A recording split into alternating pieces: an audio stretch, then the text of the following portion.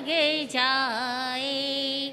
गुरु के ज्ञान का टीका मेरे मस्तक पे लग जाए। मैं ना सोचूं ना कुछ समझूं, मैं ना सोचूं ना कुछ समझूं, गुरु ज़ेहन में बस जाए। गुरु ज़ेहन में बस जाए। गुरु के ज्ञान का टीका मेरे मस्तक पे लग जाए।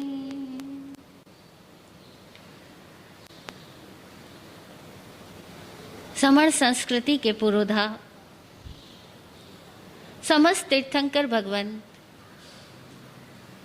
आत्मज्ञानी सद्गुरुदेव आगम वाणी को भाव वंदना।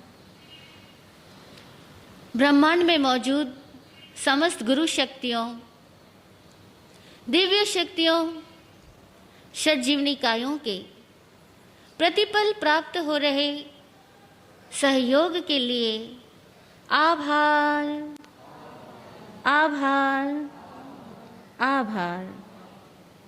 उपस्थित भव्य आत्माओं की भव्यता को प्रणाम।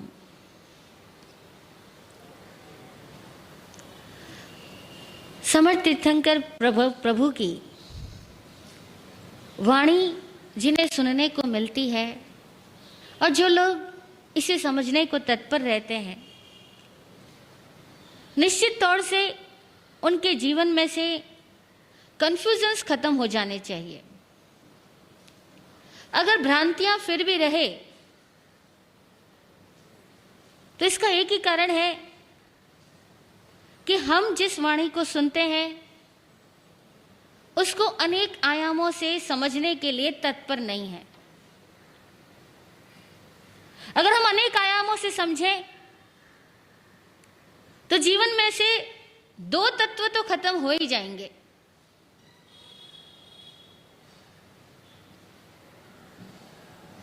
पहला है भ्रांति और दूसरा है भय। भ्रांति और भय अगर ये दो समाप्त नहीं हुए तो यही समझना कि किसी ज्ञानी की पर्युपासना अभी सही तरीके से नहीं हुई।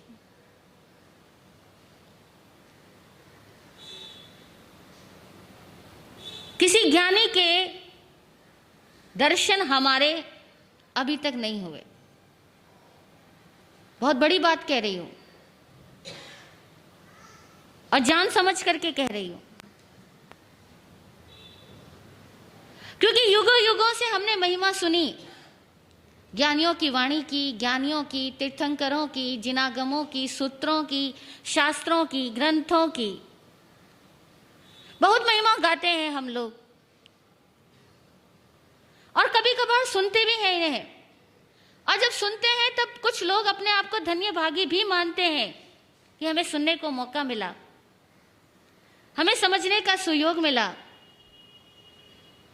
और समझ जीवन में आई तो दो तत्व खत्म हो जाएंगे और ये दो तत्व बाकी रह गए, यानी अभी समझ में कमी रह गई।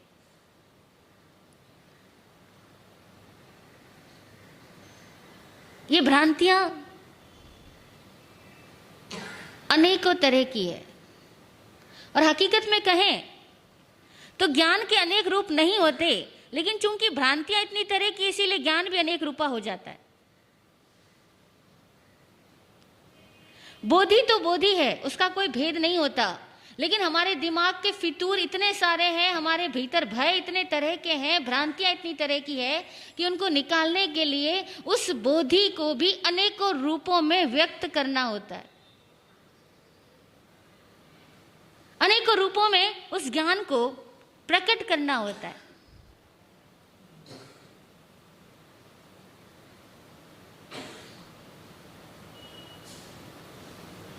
भ्रांतियों का सागर अंतहीन है, फिर भी समय समय पर हम अपनी भ्रांति का निवारण जरूर करें।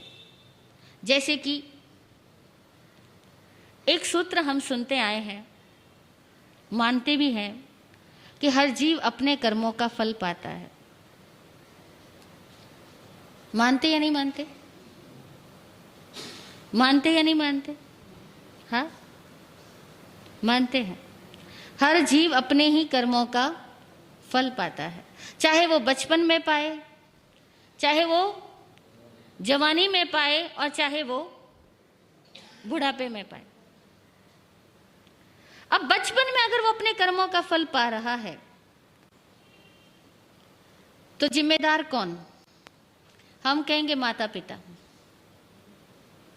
देखिएगा, जवानी में अगर वो अपने कर्मों का फल पा रहा है तो जिम्मेदार कौन? हम कहेंगे उसका परिवार। और बुढ़ापे में जब वो अपने कर्मों का फल पाता है तब हम क्या कहते हैं? जिम्मेदार कौन? उसके बेटा बेटी। क्या कहते हैं? अगर बुढ़ापे में किसी की सेवा ना हो तो जिम्मेदार कौन? बच्चे। और बचपन में किसी को सही आहार, पोषण, शिक्षा, संस्कार ना मिले तो जिम्मेदार कौन? माता पिता। और अगर माता पिता की जिंदगी में परेशानियां आए तो जिम्मेदार कौन? परिवार के सगे संबंधी। क्यों जी? मैं ठीक कह रही हूं, गलत कह रही हूं? हाँ, सही कह रही हूं? सब मान रहे हो? हाँ। अब दो बात एक साथ कैसे मानोगे? एक तरफ तो कह रहे हैं कि जीव अपने ही कर्मों का फल भोगता है, और दूसरी तरफ कह रहे हो कि बचपन में माता पिता ने संस्कार नहीं दिए, बुढ़ापे में बच्चों ने माँ बाप की सेवा नहीं करी, जवानी में हम तो खूब कमाना चाहते थे, पापा ने पूंजी नहीं दी, हम तो खूब पढ़ना चाहते थे, घर का माहौल नहीं था, हम तो बहुत सुखी रहना चाहते थे पर सास बहुत गुस्से वाली मिली, जिद्दी मिली, घमंडी मिली, झगड़ालू मिली, घर में कभी शांति से रहने नहीं दिया। जिम्मेदार कौन है आखिर, ये तो बताओ।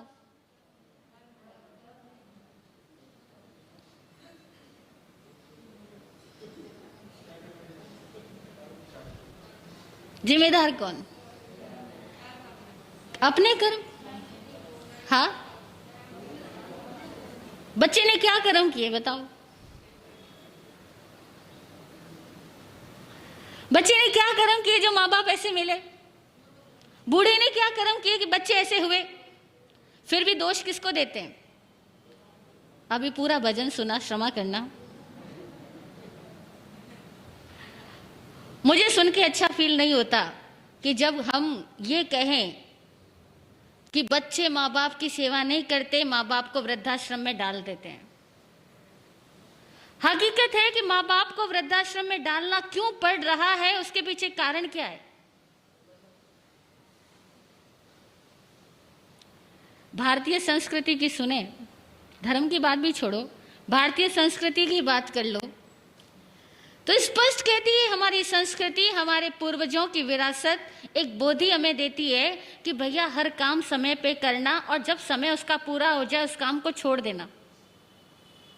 नहीं कहती? 25 साल ब्रह्मचर्य आश्रम में रह लेना, 50 साल गृहस्थ आश्रम में ले लेना, शेष 75 साल, जब 25 साल रहे तो वानप्रस्थ हो जाना, और उसके बाद में संन्यास्त हो जाना। अगर पहले से ही एक आदमी सही तरीके से जीने लग जाए तो उसको कौन वृद्धाश्रम में छोड़ेगा? जरा सोचो, जरूरत क्या पड़ेगी? अगर हम हर काम समय के अनुसार करें, विवेक के अनुसार करें, देश काल पात्र के अनुसार करें, और जब देश काल पात्र बदल जाएं, हम अपने कर्मों की रूपरेखा भी बदल लें। क्या जरूरत है कि हम बुजुर्ग हो जाएं तब भी घर के हर छोटे मोटे मुद्दों में अपना टांग फंसाएं? जरूरत क्या है? समय कह रहा है कि बच्चे अपना निर्णय लेने में सक्षम हो गए हैं, अब हम उनके निर्णय लेने के लिए कोई इंटरफेरेंस ना करें। लेकिन हम ही तो नहीं मानते। गलती किसकी है? हम बड़े आराम से कह देते हैं कि कैसी औलाद घर में पैदा हुई, माँ बाप को वृद्धाश्रम में छोड़ दिया। अरे माँ बाप खुद ही अगर अपने आप को वानप्रस्थ बना लेते तो कोई क्यों छोड़ता? समय की आवाज को नहीं सुनने वाला आदमी अपनी जिंदगी में पछताता ही है।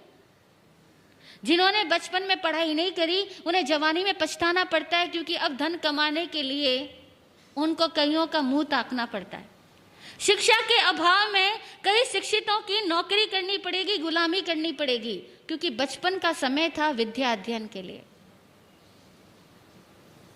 कर्तव्य कर्म ही हमारा धर्म है। अगर हम सही समय पर सही कर्तव्य नहीं करते हैं तो हम अपने धर्म का सही पालन नहीं कर रहे हैं। जो बचपन में नहीं पढ़ेंगे वो जवानी में पछताएंगे, जो जवानी में धन नहीं कमाएंगे वो उसके बाद में पछताएंगे, उस समय भी पछताएंगे, बाद में भी पछताएंगे। तो जिनको हम कहते हैं कि आदमी दूसरों की वजह से दुख पाता है, हकीकत यह है हम किसी अन्य की वजह से दुख। इसीलिए नैतिक बातें बोलना बहुत अच्छा लगता है, करना चाहिए। बच्चों को माँ बाप की सेवा करनी चाहिए, उनके वृद्धाश्रम में नहीं छोड़ के आना चाहिए। ये बातें सब ठीक है, लेकिन ये बातें सम्यक नहीं है।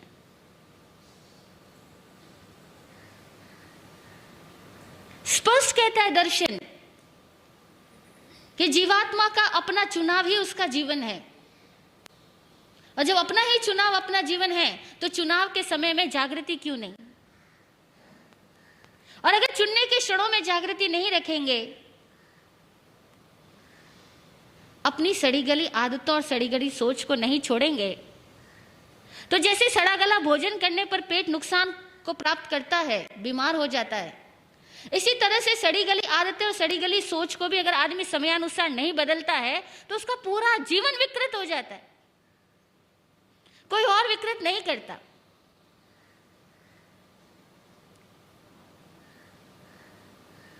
आप धर्म करो ना करो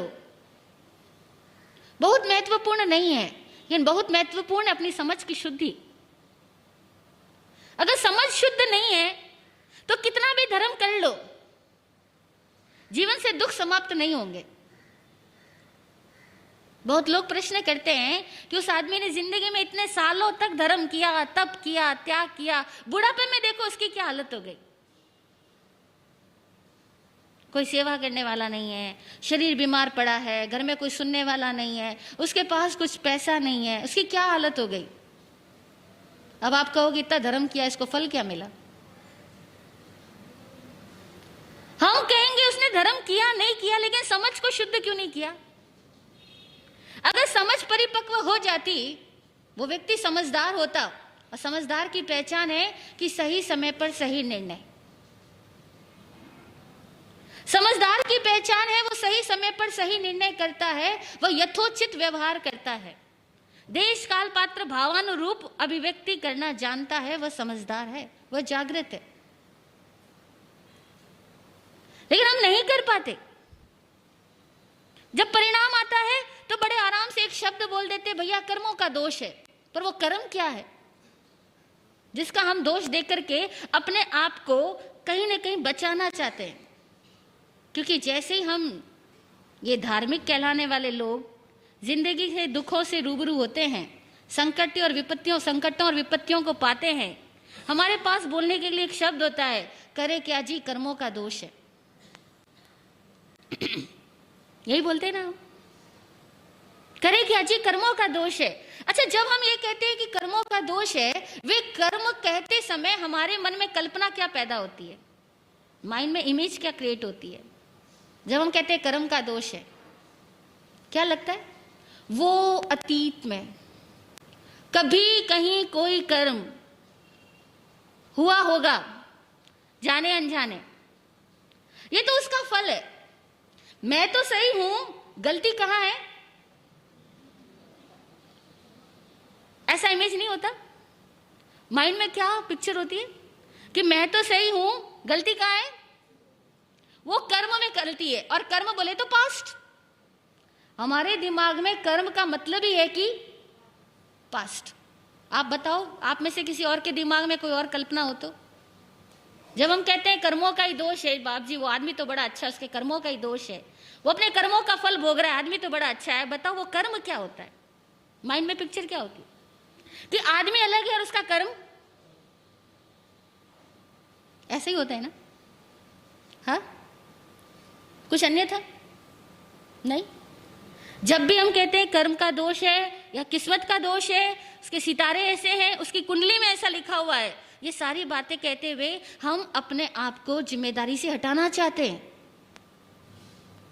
हम अपने आप को बचाना चाहते हैं, हम अपने आप को सही प्रूव करना चाहते हैं कि I am right but situations are wrong, but the destiny are wrong.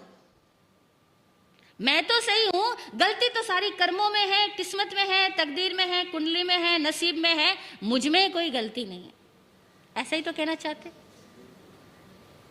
इसीलिए कर्मवाद का जितना विकृत अर्थ हम जैनी लोगों ने लगाया ना, और जितना इसका दुरुपयोग किया है ना, हद है, वाकई में हद है। कर्म का मतलब क्या होता है, इसको जरा हम समझें कि कर्म मतलब अतीत का दोष, ऐसा नहीं है। कर्म मतलब सोच की त्रुटि, कर्म मतलब समझ की त्रुटि। जो सोच और समझ की त्रुटि है वही फल भुगवाती है। और बड़ी ईमानदारी की बात है, एक एग्जाम्पल से समझो कि कोई आदमी को जेल हो जाए तो समाज वाले क्या कहते हैं, परिवार वाले क्या कहते हैं? ओहो हो, कैसे पाप कर्मों का फल आया, देखो उसको जेल में जाना पड़ा, यही कहते हो? हाँ, और वो आदमी खुद भी अपने आप को कैसा मानता है जो जेल में जाता है? वो कितना गिल्टी फील करता है ना, कितना अपने आप को ऐसा फील करता है मानो मेरी तो इज्जत खत्म हो गई, मेरा तो नाम मिट्टी में मिल गया जो मुझे जेल में जाना पड़ गया। ठीक है, उस जेल के प्रति, जेल में जाने वाले के प्रति जो एक सामाजिक धारणा है, सबको पता है, सबके परिदृश्य में स्पष्ट है। जब स्वतंत्रता संग्राम पूरा हुआ, 15 अगस्त 1947 को भारत आजाद हुआ, उसके बाद में बहुत सारे लोग इस फक्र के साथ अपनी बात कहते थे, मैं भी जेल में रहा हूं। कहते थे नहीं कहते? मुझे भी ऐसे लोग मिले जो कहते, महाराज जी मेरे दादाजी जेल में रहे थे, अब वही जेल, क्या बदल गया? अभी जेल में रहे थे ये कहना बड़ा इज्जत का प्रतीक हो गया कि मेरे दादाजी स्वतंत्रता के लिए जेल में रहे थे, जेल में कष्ट सहे थे। किताबों में लिखा है, जेल में रहते हुए लोकमान्य तिलक ने गीता की टीका लिखी, जेल में रहते हुए जवाहरलाल नेहरू ने नए भारत की खोज लिखी, जेल में रहते हुए महात्मा गांधी ने इतने ग्रंथ लिख लिए, मतलब जेल में रहते हुए लिख लिए। जेल को भी बहुत इज्जत का साधन बना लिया। अभी स्वतंत्रता के बाद में जेल को भी अपनी प्रेस्टीज इश्यू बना लिया कि हमारे तो पुरखे भी भारत के लिए कितना लड़े थे, मानो जेल में रहकर आए हो, जेल में रहकर आए हैं। अब जेल एक तरफ तो नेगेटिव, एक तरफ पॉजिटिव। एग्जाम्पल दे रही हूं कि हम जिसको कहते हैं ना कि ये चीजें बहुत बुरी है, वृद्धाश्रम बहुत बुरा है, मैं कहती हूं आप उसको वृद्धाश्रम को बुरा ही है ऐसा क्यों सोच रहे हो? क्योंकि अभी कॉन्टेक्स्ट वृद्धाश्रम का चल रहा है, इसलिए मैं कह रही हूं।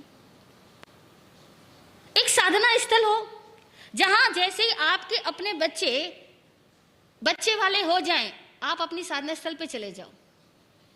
क्या जरूरत है आप अब भी घर में रहो? आप सुन रहे हैं आनंद पुराण उपासक दशांग सूत्र का अध्ययन। आप उसमें आगे सुनेंगे कि आनंद श्रावक को जब लगा कि उसका बेटा बड़ा हो गया, अब बिजनेस संभालने लायक हो चुका है, उसने पूरे परिवार को न्योता दिया, भोज किया, सबको बस मस्ती से खाना खिलाया और सबके सामने घोषणा करी कि अब से मेरी जगह पर हर संबंध में, हर सामाजिक व्यवहार में, हर फंक्शन में आप मेरे बेटे को बुलाना, बेटे से बात पूछना, बेटे को लेना, बेटे से लेना, बेटे को देना, जो कुछ करना हो वो मेरा बेटा मेरी जगह रिस्पॉन्सिबल रहेगा। मैं अब इस सामाजिक चर्या से अपने आप को मुक्त करता हूं। मुक्त करके कहां गया? पौषधशाला में, जो उसी ने बना के रखी थी पहले से ही। विवेक जगा लो ना, जरूरत ही नहीं पड़ेगी वृद्धाश्रम में कोई और भर्ती करके आए, खुद ही चले जाना। बस समय रहते जो पीले पत्ते अपना पेड़ नहीं छोड़ते उनको फिर काटना पड़ता है, तोड़ना पड़ता है। खुद ही समय रहते निर्णय लेना सीख जाए आदमी, तो किसी को दोष देने की जरूरत क्या है। बात इतनी कर रही थी मैं कि हम लोग बड़े आसानी से दोष दे देते हैं, माँ बाप को भी दोष दे देते हैं, परिवार के और लोगों को दोष दे देते हैं, भाई बंधुओं को दोष दे देते हैं, समाज की व्यवस्थाओं को दोष दे देते हैं, जेल और वृद्धाश्रम को दोष दे देते हैं, बुढ़ापे में अपने बच्चों को दोष दे देते हैं। लेकिन इतने सारे दोष देते हुए हम भूल जाते हैं कि अध्यात्म में प्रवेश करने का या सही समझ जगाने का पहला ही सूत्र यह है कि निमित्त सदा निर्दोष होता है। पहला ही सूत्र, अगर आपको धार्मिक होना है, आध्यात्मिक होना है, समझदार होना है, केवल एक ही सूत्र को अच्छी तरह से अपने जहन में उतार ले हम सब कि निमित्त सदा निर्दोष होता है। निमित्त यानी आपके सिवाय दूसरा हर व्यक्ति। दो शब्द है जैन सूत्रों के, एक है उपादान, दूसरा है निमित्त। उपादान यानी मेरी आत्मा की योग्यता, और निमित्त यानी मेरी योग्यता से बाहर में मिलने वाला माहौल। जो जैसा योग्य होगा उसको वैसा माहौल मिलेगा। आपके पास 50 रुपए है, आप रिक्शा करके यहाँ पर आओगे। आपके पास 500 रुपए है, आप कार टैक्सी करके आओगे। और यह भी संभव है कि आपके पास अपनी BMW कार है, आप अपनी कार में बैठ के आओगे। जिसके पास जितनी योग्यता है उसको वैसा निमित्त मिलेगा। क्लियर? निमित्त क्या है? हमारी ही योग्यताओं से हमारे द्वारा इस सृष्टि में आकर्षित किया गया साधन। हमने अपनी योग्यताओं से, अपनी समझ से, अपनी भावनाओं से, अपने संस्कारों से इस सृष्टि में अपने जीवन के लिए जिन लोगों को चुना, जिस माहौल को चुना, जिन घटनाओं को चुना, वे सब कुछ निमित्त है। निमित्त हमारा चुनाव है। और क्यों चुना? क्योंकि हमारा वैसा विजन था।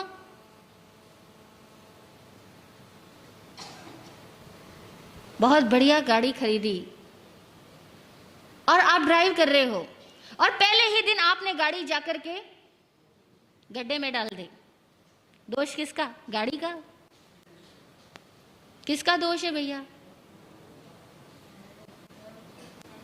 चलाने वाले का। हमने नहीं कहा मेरा, चलाने वाले का। चलाने वाले का दोष है कि उसने गाड़ी गड्ढे में, गाड़ी का कोई दोष नहीं। फिर भी पता लोग क्या कहेंगे, पता नहीं किस मुहूर्त में गाड़ी खरीदी थी।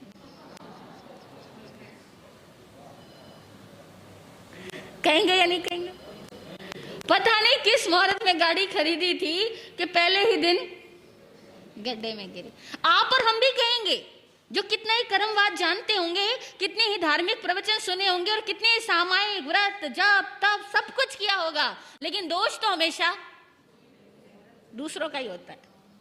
दोष तो हमेशा दूसरों का ही होता है। दोष तो कभी अपना होता ही नहीं है। क्यों? इसीलिए पहली ही सीढ़ी पे हम नहीं चढ़े। पहला ही सूत्र, पहला ही विजन यह हो कि निमित्त सदा निर्दोष है। हकीकत यह है, दूसरे का कोई भी दोष नहीं है, उस गाड़ी का कोई भी दोष नहीं है। हमारा सिलेक्शन, हमारे स्टाइल, हमारा सोच, वही हमारा कर्म है। और हम अपने कर्म को बदलें, यानी अपनी सोच को बदलें, अपनी चुनाव क्षमता को सही बनाएं और अपने ही संस्कारों को बदलें, और समयानुसार हमारा चुनाव सही होता जाए। हम समझ को बढ़ाने के लिए हर समय तत्पर रहे तो कोई कारण नहीं कि जिंदगी हमें दुख दे या कोई कर्म हमें दुख दे, कोई कारण नहीं। क्योंकि कर्म हमसे है, हम कर्मों से नहीं। कर्म हमसे है, हम कर्मों से। फिर भी कहेंगे यही बेचारे के कर्म ही ऐसे। हाँ, हम कोई स्वीकार ही नहीं करते कि हमारे कर्म है, हमारे से है ये। कर्मों का दोष नहीं है। अगर मैंने चुना है, गलत चुना है, तो उसका फल मैं भोग रहा हूं और मैं अपने चुनाव को किसी भी क्षण सही करने के लिए स्वतंत्र हूं। मैं अपने चुनाव को किसी भी क्षण सही बनाने के लिए स्वतंत्र हूं। और अगर परिस्थितियां आज विपरीत है भी, तो इन परिस्थितियों के बीच में भी अपनी सोच को सही बनाने के लिए मैं स्वतंत्र हूं। अगर इतनी बात समझ में आ जाए तो जीवन में कहीं कोई दुख, द्वंद्व, द्वेष रहेगा ही नहीं। कहीं कोई कलह, क्लेश, शिकवा, शिकायत बच ही नहीं सकती। वो होती ही तब है जबकि हमारी नजर हमेशा दूसरों को देखती है कि गलती उसकी। इसीलिए मैंने कहा, अगर जैनागमों को सही तरीके से समझा है तो जिंदगी में दो तत्व नहीं रह सकते, एक भ्रांति, दूसरा भय। आज हम अपने हृदय पे हाथ रख के पूछ ले अपने आप से कि मेरे भीतर कितनी भ्रांतियां हैं और मेरे भीतर कितना डर है। अगर है तो अभी और बढ़ो, अपनी समझ को हम विकसित करें, हर पल विकसित करें, और जहां से समझ मिल सकती हो वहां जरूर बैठें। भ्रांति, भय समाप्त हो जाए तो ही जीवन की वास्तविक सफलता है। महापर्व पर्युषण प्रारंभ होने जा रहे हैं। कुछ लोगों के आज से शुरू हो गए, कुछ लोगों के कल से शुरू होंगे। हम तो क्या हर पल ही है। हाँ, हर दिन दिवाली अपनी, हर पल खुशहाली हो। हर दिन दिवाली अपनी, हर पल खुशहाली हो। आओ हिल मिल के सब ही चेतन जगावें, मस्ती मनावें, मस्ती मनावें। आओ हिल मिल के सब ही चेतन जगावें, मस्ती मनावें। सच्ची मस्ती मनाने के दिन वैसे तो हर दिन ही है, फिर भी आ गए। आत्मा में मस्ती करनी हो तो सुनहरा अवसर आया है। ये पर्युषण के दिन, इन दिनों में ज़्यादा से ज़्यादा आत्म भावों में रहें, अपनी भ्रांतियाँ और भय का निराकरण करते जाएं और जीवन का वास्तविक स्वरूप प्रकट करें इन्हीं सद्भावनाओं के साथ। ओम शांति, ओम शांति।